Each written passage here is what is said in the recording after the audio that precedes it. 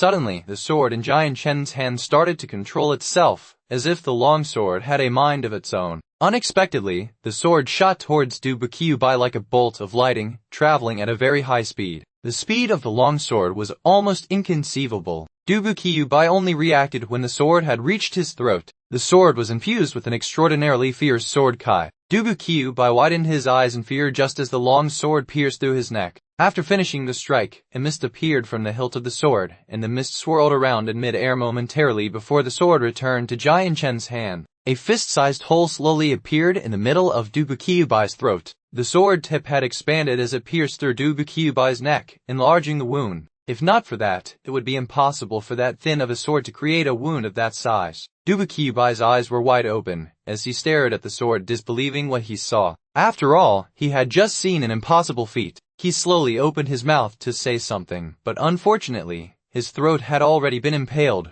rendering him speechless. With a final look of disbelief and terror, he slowly crumpled onto the floor, never to stand again. Xiangtian clasped his sword silently before looking at the collapsed Du Buqiubai. A gasp was threatening to escape from his own mouth. He didn't think that in this final hour of life he would make a breakthrough into the realm of the sword god. But however, it was for naught, as he himself was close to death as well. Inwardly sighing, Xiangtian's eyes slowly began to dim. Even though the breakthrough empowered his body, it is very hard to escape death, especially when one's innards are skewered. Soon after, Xiangtian followed Du Buqiubai's footsteps into the afterlife, his body falling to the ground, proceeding into the abyss. After Xiangtian had fallen, the area in which he and Du Buqiubai had fallen started to shake. So much so, that the two sword-like mountain peaks emitted a loud sound that shook the heavens and splitting the two mountains in half. Countless boulders and stones tumbled down the mountainside, creating an avalanche in all directions. The sky turned purple and green and the heavens and earth were illuminated. The colors danced and mixed to form a beautiful picture, and it was a shame that neither Xiangtian nor Du Buqiubai were alive to see it, or the series of events which would follow afterwards. Inside a spacious and luxurious mansion was a room decorated with great splendor. Outside this room, a large group of people had gathered. A young male paced relentlessly in front of the doors. His face was filled with anxiety and worry. He looked to be 30 years of age, and he gave off a majestic aura. Although he had aged a little, one could still see the handsome youth that he once was. He was wearing a gold-lined silver changpao, which added to his handsome appearance, and he was surrounded by an aura similar to that of a host. His face was resolute, even his eyebrows were knitted together, almost forming a single lump. The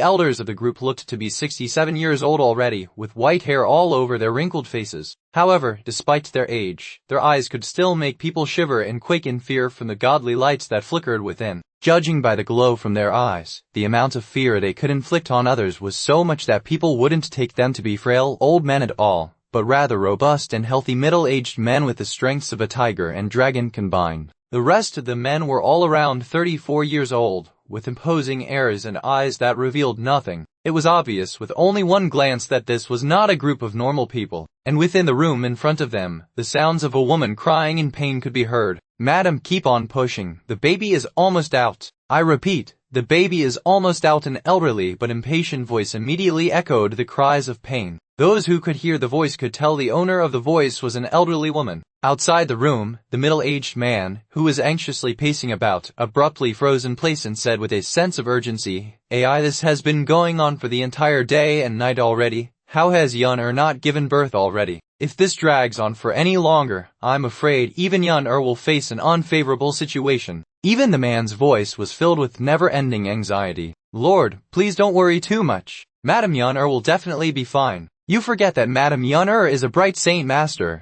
A white-haired elder spoke with a tone of confidence, but even his face could not hide the look of worry on it. Ai, the lord clad in a white changpao, began to sigh again repeatedly. The worry and anxiety on his face did not decrease even the slightest amount. Eventually, after the men outside had waited for 2 more hours, an excited voice came from within the room. "Lord, my lord, Madam Yun has given birth. She has given birth and is safe. And so is the boy." The amount of emotion in the voice was stirring up excitement throughout the house. Upon hearing that, the middle-aged man that was waiting anxiously became slack-jawed. The wariness in his face had been completely wiped out and replaced with an expression of joy and emotions. He was so emotionally moved that he couldn't find the right words to say, and blew open the doors so quickly that it was as if they didn't exist in the first place. His speed was almost inconceivable. No ordinary man could possess enough strength to pull off the same amount of speed he had just displayed. The middle-aged man immediately flashed over to the bedside and sat down beside it. His face was full of concern as he looked at the woman who was reclining on top of it. "Yun'er, how are you feeling? You have to be all right."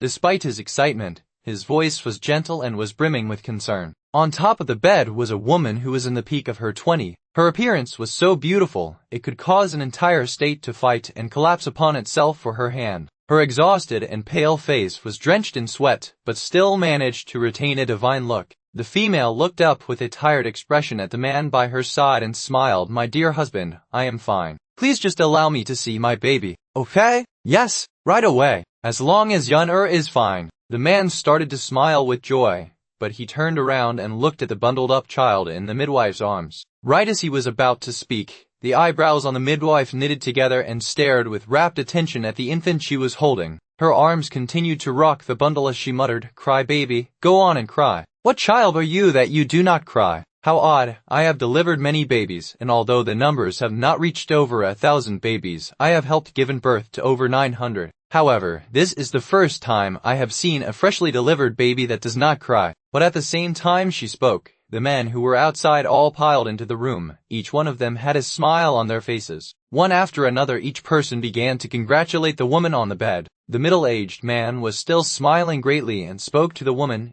"Yun'er, you should rest up first. I'll bring the child over in a second." The man then got up and walked toward the midwife. "What's wrong? Could it be there's some sort of problem with the child?" His voice had dropped down slightly. Sometimes, some children would be born with diseases. This occurrence wasn't uncommon, and would actually happen often. He was already afraid that his newly born child had some sort of problem. Hearing his question, the midwife's face went sour as she looked at him and said respectfully, "My lord, the young lord has no problems that I am aware of, but according to my 10 years of experience, every newborn child will start to cry. But this young lord is different. Look here. Ever since his birth, he hasn't uttered even a single peep of sound. This is an extremely strange situation." The man's forehead creased in thought as he looked at the bundled infant. The infant's eyes were bright and showed no impurities within them as it looked all over the place. One moment he would look over here, and the next moment he would look over there. He was very cute in this way, and just by looking at him you would think there were no problems with him. However, the man didn't notice that the infant's bright eyes didn't have a single impurity in the vast abyss of his pupils. In fact, it had seemed like his eyes held a profoundness that shook the man's inner self,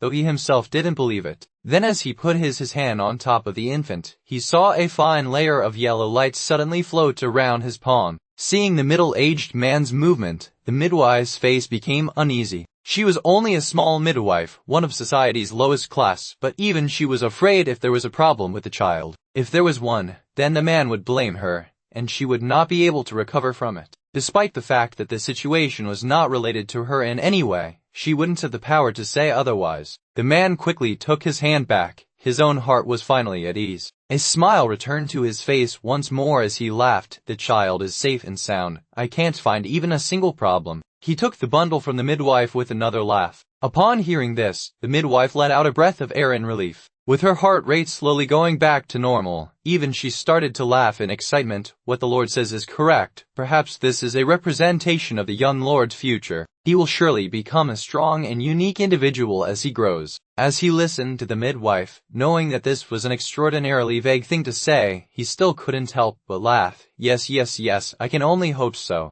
"Someone come here. Let us reward Mother Hong with 100 gold coins." The midwife's face grew joyously and immediately said with emotion, "I gave the Lord many thanks, many thanks indeed." The father brought the infant to his mother on the bed and smiled. "Yun'er, look. This is our child. Look how cute he is." Yun'er held on to the child tenderly and gave him a kiss on the forehead and spoke happily. "Dear husband, since our child is a boy, then as per our agreement beforehand, we shall call him Soaring Sun." Laughing, the husband said, "Not bad. I hereby officially declare that this child's name will be Soaring Sun. Come all. I invite all of my guests here today. Tomorrow there will be a feast in my son's honor. We shall celebrate greatly in a flash." A year had already passed. In front of a small lake, The figure of a child that wasn't even 1 meter tall stood about with a blank expression. Both of his eyes were staring attentively at the rock garden in the middle of the lake. The little boy was wearing a gorgeous set of clothes, but the expression on his face was unusually complex in a way that was strange to see in a 3-year-old boy. This little boy was precisely Soaring's son, and in this moment inside of his mind, a hair-raising scene was constantly playing. Just as if watching a movie reel,